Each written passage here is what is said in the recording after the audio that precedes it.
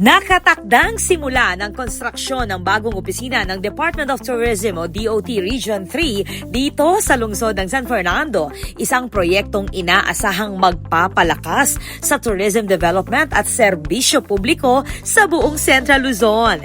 Ito ay kasunod ng groundbreaking ceremony nitong June 2 sa CPOSCO Headquarters sa Tourism Road, Barangay Kalulot. Pinangunahan ng proyekto sa pamamagitan ng pagtutulungan ng Department of Tourism Region 3, Tourism Infrastructure and Enterprise Zone Authority o TIEZA at City Government of San Fernando.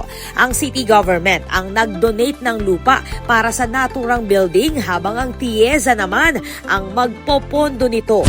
May ka-chance na ako nga patalakad ko ng regional office tamo for DOT. It's not for CHESA but it's for Department of Tourism Regional Office. So sayang niya po kasi para kaya katamo at yung lugar tamo, yung Balentang Kapampangan, yung regional office at ring regional center na nimbong Region 3 at Chulaquete, Pampanga. So it's high time na mitalakad yung balena ng tourism kay niking Region 3 kay San Fernando at ma-maximize yung potential lalo na darakalarang potential tourist destinations tamo. Alimuking Pampanga but for the whole Region 3.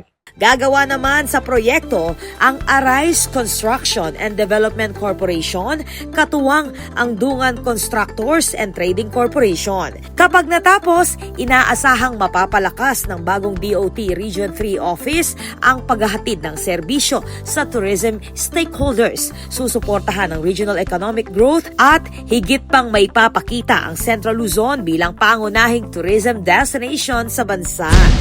Sa access roads natin, no?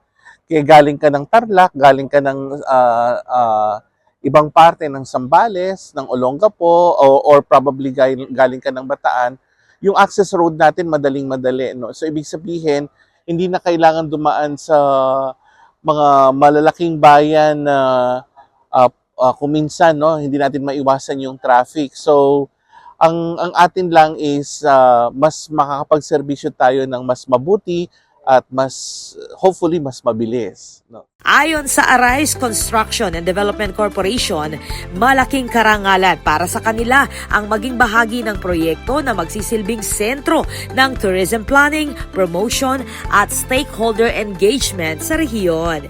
Binigyang diin ng kumpanya na ang proyekto ay simbolo ng kolaborasyon, nation building at pangmatagalang pamumuhunan para sa susunod na henerasyon.